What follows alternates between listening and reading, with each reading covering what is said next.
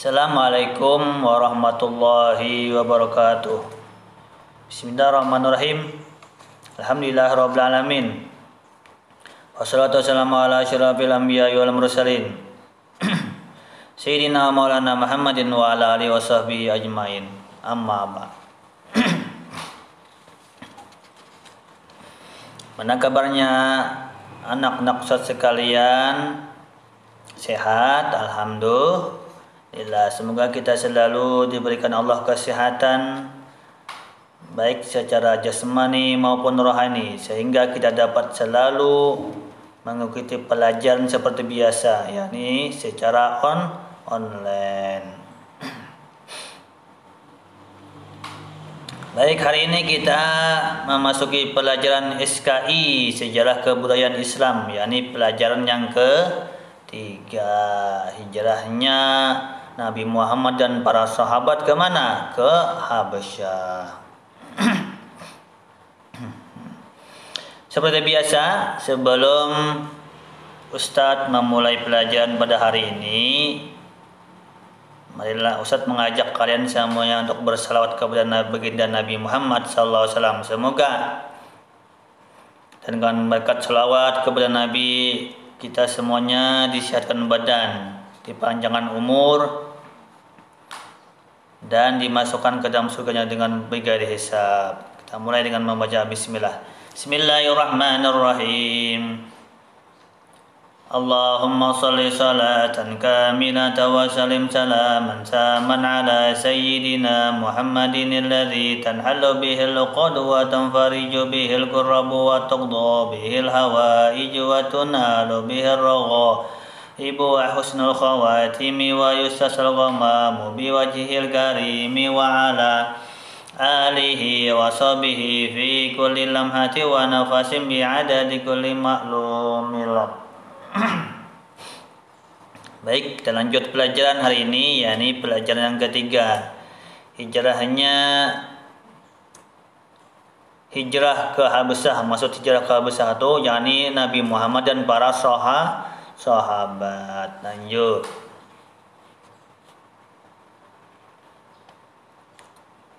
Nah, hijrahnya Nabi Muhammad dan para sahabat ke Habasyah ini dilandasi dengan beberapa faktor, yakni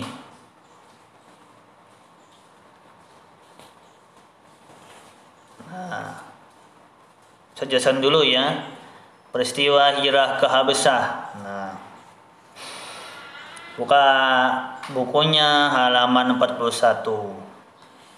Hari demi hari pemeluk agama Islam semakin bertambah banyak. Hari demi hari, tahun demi tahun, orang yang menyembah agama Islam tambah banyak, bahkan ke berbagai daerah. Nah, sedangkan kaum kafir Quraisy semakin menjadi-jadi. Maksud menjadi-jadi apa? Nah, untuk menyiksa kaum muslimin, karena kaum kafir Quraisy takut Islam semakin jaya di muka bumi. Maksudnya apa? Orang kafir Quraisy itu tidak suka bahwa orang banyak yang masuk agama Islam. Nah, maka mereka juga menjadi-jadi. Apabila ada yang masuk Islam, maka mereka siksa. Kafir Quraisy itu mereka sakiti apabila ada kaum Quraisy yang masuk Islam. Zaman dulu tuh kayak gitu. Gak zaman sekarang enak. Kalau zaman sekarang mau masuk Islam tinggal baca 2 kalimat syahadat. Kalau zaman dulu disiksa sama orang kafir Quraisy, orang jahat. Nah, terus melihat hal demikian Nabi Muhammad itu kasihan melihat mereka. Nah, maka Nabi Muhammad memerintahkan agar kaum muslimin itu berhijrah. Kalau kayak gitu kata Nabi Muhammad, berhijrah aja kita sudah. Nah, kayak gitu kata Nabi Muhammad. Kalau kayak gitu demikian berarti kita sudah berhijrah aja sudah. Enggak ada jalan lagi selain berhijrah. Kenapa? Karena kaum kafir Quraisy banyak, sedangkan muslim masih sedikit. Kemana berhijrahnya? Ke Habasyah. Nah, terus buka halaman 44 ya. Nah, halaman 44 tuh berhijrah ke Habasyah. Nah, setelah itu apa? Setelah berhijrah ke Habasyah, Nabi Muhammad dan para sahabatnya, nah, ada beberapa tahap. Tahap yang pertama dan ada tahap yang kedua, dan alhamdulillah setelah peristiwa hijrahnya Nabi Muhammad dan para sahabat ke Habasyah, maka di Habasyah Nabi Muhammad dan para sahabat diterima dengan baik. Nah, setelah berhijrah ke Habasyah tahap pertama dan kedua, Nabi beserta rombongan diterima oleh Raja Najasyi. Siapa rajanya di Habasyah itu? Yakni Raja Najasyi namanya. Ingat kalau ada soalan di ulangan ya. Siapa, kata Ustadz misalnya di soal ulangan, siapa nama Raja Habasyah? Nah, maka kalian jawab namanya Najasyi. Raja Najasyi namanya. Kenapa? Nah, karena Raja Najasyi ini orangnya baik, lemah lembut, ramah tamah, nggak pernah menyakitin orangnya. Makanya Nabi Muhammad menyuruh para sahabat untuk berhijrah ke Habasyah karena rajanya yang baik. Nah, mantap, bagus, akhlaknya terpuji. Nah, kemudian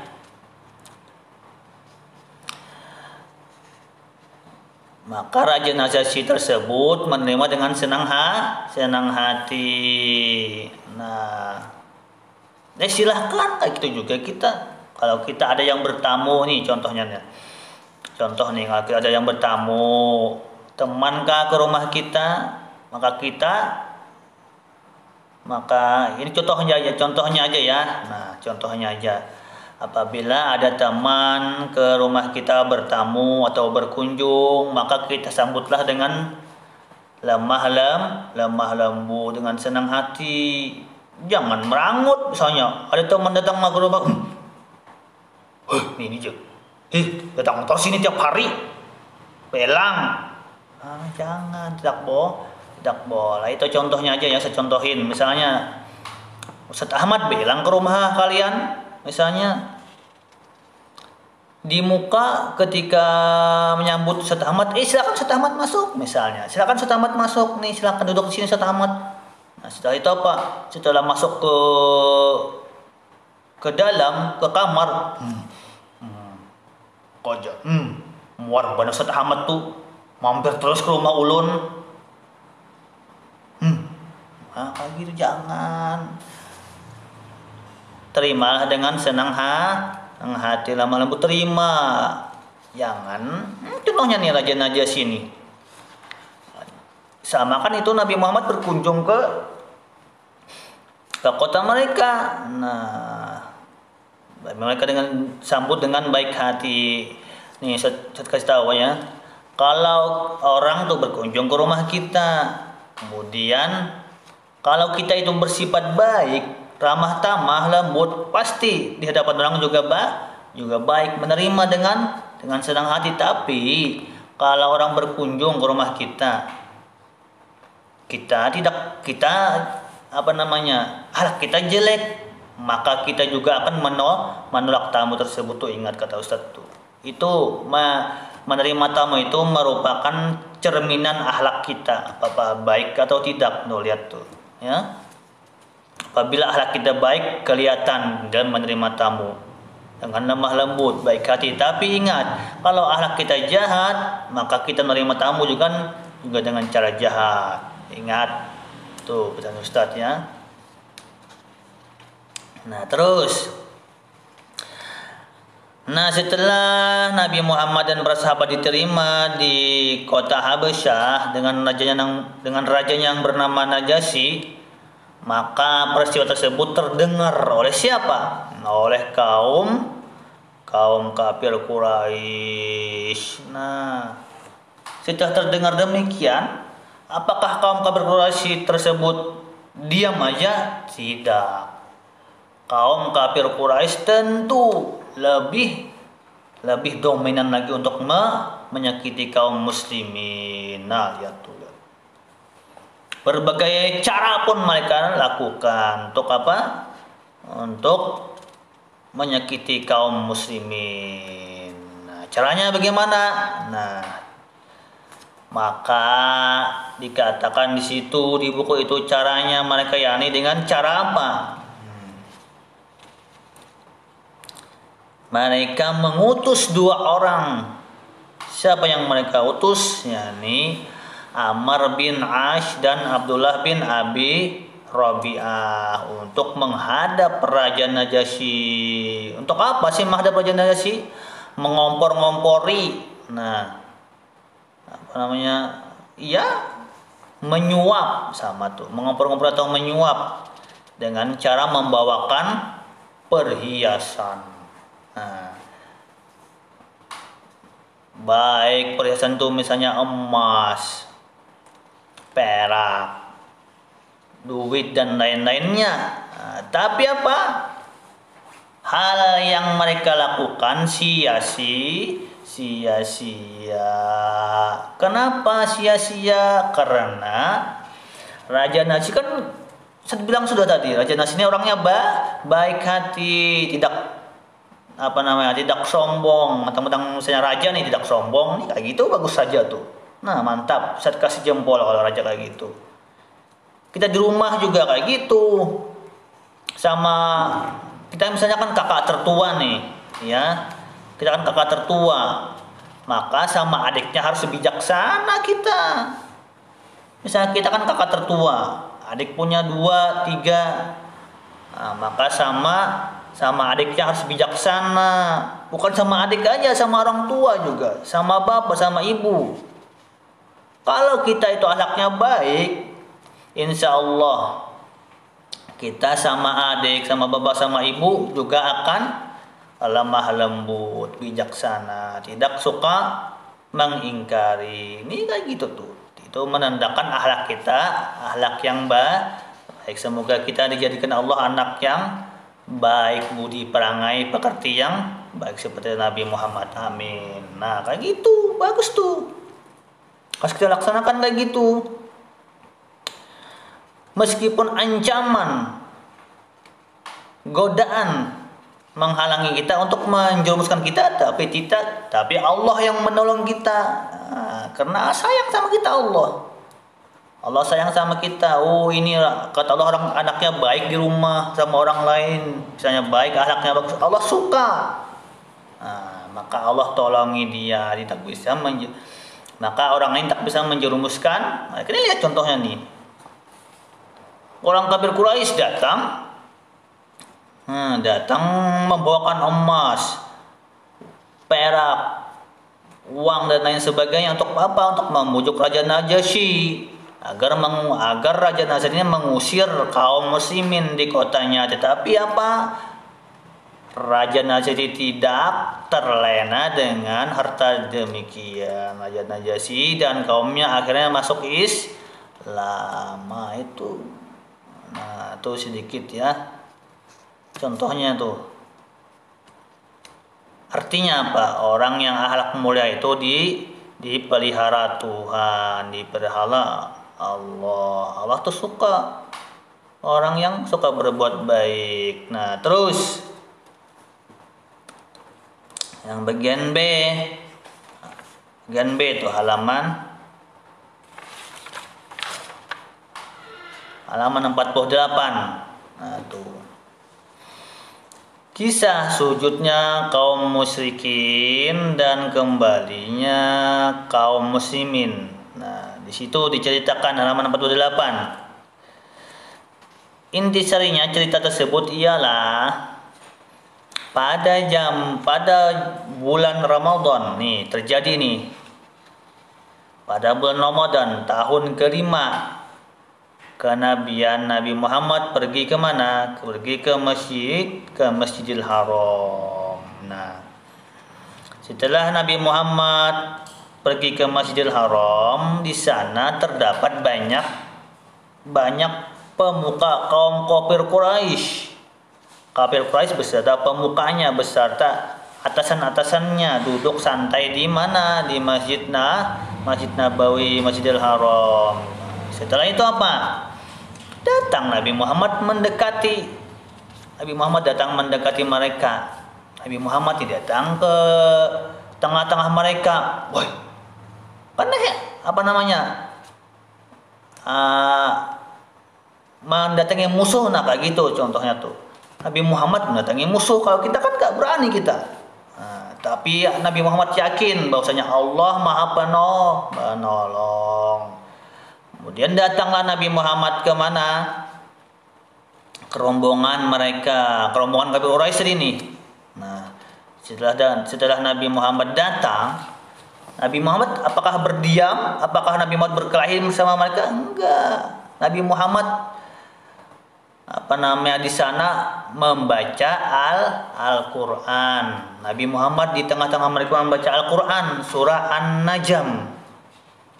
Nabi Muhammad membaca Al-Quran di sana, surah An-Najm. Kemudian setelah itu apa?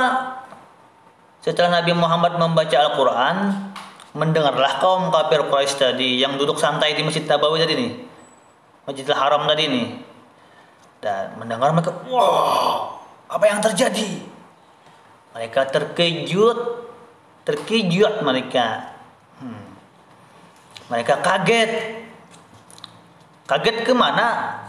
Terpesona mendengar lantunan ayat suci Al-Quran yang dibawakan Nabi Muhammad. Berarti apa pemahamannya? Wow, luar biasa Nabi Muhammad.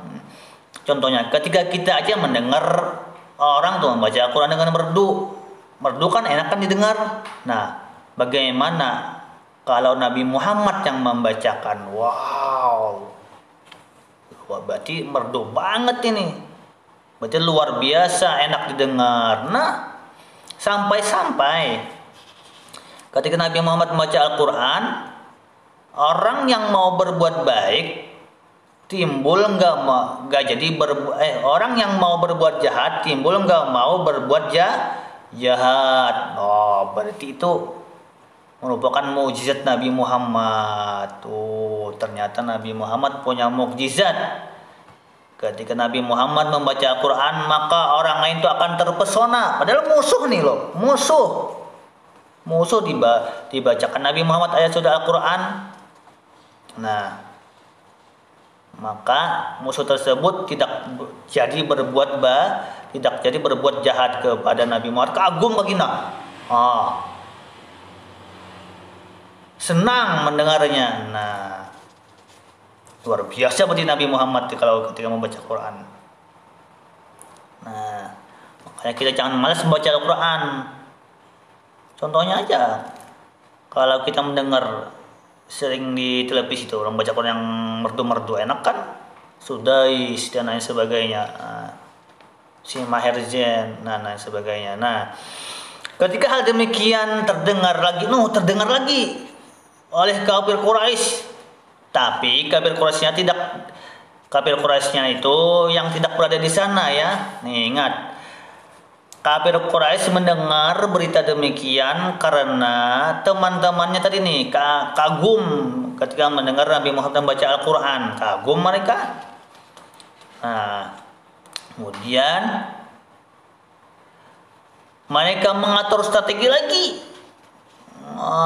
mengatur cara lagi mereka. Gimana sih Nabi Muhammad ini setiap kali bertindak selalu orang tuh masuk Islam, selalu orang tuh memuji-muji Islam. Nah, tambah sarik tambah marah orang kafir Quraisy ini.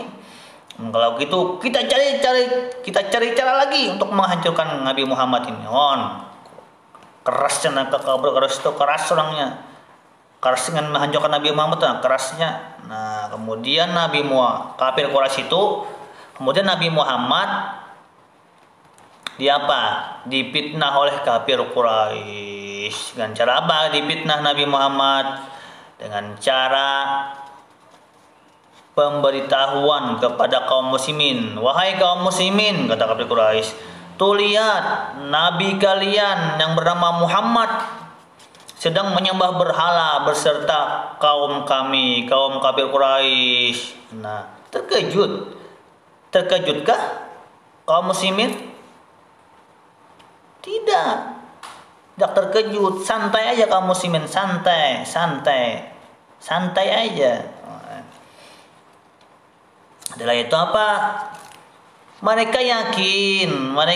Kaum muslimin yakin bahwasanya Nabi Muhammad tidak akan berbuat demikian, dan mereka bertanya-tanya pun bahwasanya yang memberitahu itu kaum kafir Quraisy, orang yang suka berbohong, orang yang suka mencelakai orang lain. Makanya mereka tidak percaya.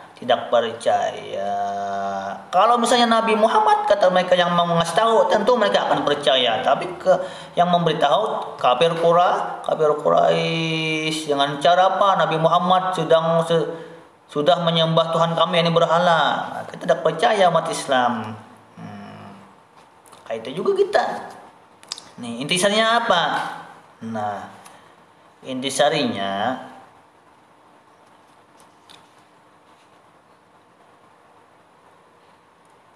apabila kita itu, hati kita tuh lagi lagi tidak karuan, tidak tenang, pokoknya pusang lah hati kita tuh, maka bawalah membaca Al-Quran. Tapi ingat, dengan cara berwudu, insya Allah akan tenang. Coba aja kasih tahu tuh. Kalau kita ini lagi gelisah, lagi nggak enak pikirannya, lagi galau kayak gitu, bawalah membaca Al-Quran, insya Allah akan tenang. Nah, ini kita kembali. Kenapa Nabi Muhammad setiap kali membaca Quran orang akan masuk Islam? Karena ada cerita di Masjid Jin itu kan, ada yang di Madinah tuh. Di masjid yang di Mekah tuh. Nah, masjid jin yang di Mekah itu,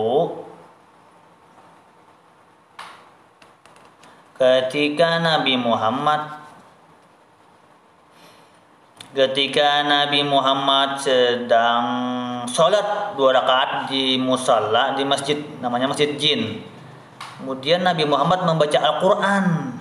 Nah, Nabi Muhammad membaca Al-Quran. Setelah membaca Al-Quran, ada beberapa jin sedang mengintai Nabi Muhammad di teras, di dinding. Nah, menengok kayak gitulah. Nah, menengok. Siapa yang merdu? Kata mereka, siapa yang sangat merdu itu baca Al-Quran. Nah, lihat, jin aja kagum sama bacaan Nabi Muhammad. Apalagi manusia yang kayak kafir Quraisy tadi. Nah, lihat, berarti luar biasa kalau Nabi Muhammad. Ustaz aja kepengen banget mendengar Nabi Muhammad membaca Al-Quran, tapi nggak bisa, cuma zaman dulu aja yang. Makanya para sahabat tuh kagum sama Nabi Muhammad seluruh tubuh Nabi Muhammad tuh suci. Lihat, kagum sahabat tuh. Makanya kita jangan sampai menyakiti Nabi Muhammad, baik dalam perkataan maupun perbuatan. Gimana sih menyakiti? Caranya jangan tidak mengerjakan sholat, ya. Itu termasuk menyakiti hati Nabi Muhammad, berkata bohong, berkata kotor dan sebagainya, berani sama orang tua. Nah, itu termasuk perilaku yang menyakiti hati Nabi Muhammad. Ingat ya, saya kasih tahu. Nah, paham Tom? Insyaallah. Lanjut.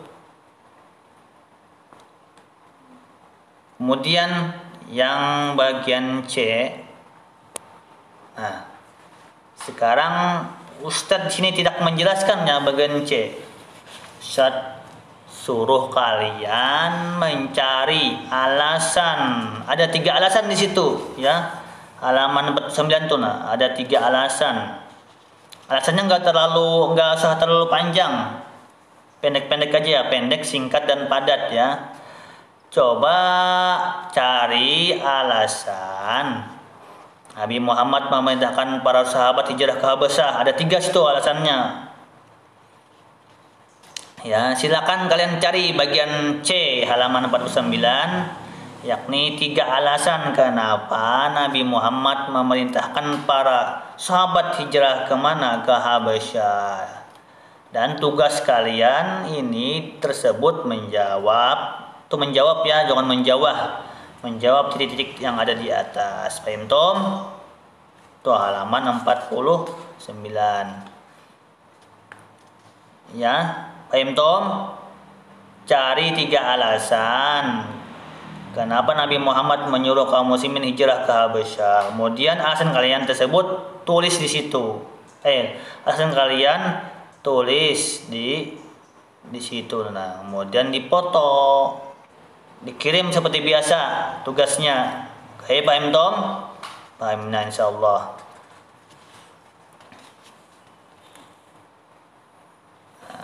Cukup sekian pertemuan kita pada hari ini. Ustaz Al-Halab mohon maaf apabila Ustaz ada berkata-kata yang jelek-jelek atau Ustaz berkata yang tidak berkenan di hati kalian, tidak sopan. Ustaz sekali lagi minta halal, minta maaf, minta ridho. Semoga kita selalu diberikan Allah kesehatan, dan sampai ketemu lagi di pertemuan yang mendatang. Ustaz akhiri pertemuan kita hari ini dengan mengucap alhamdulillah rabbil alamin. Assalamualaikum warahmatullahi wabarakatuh.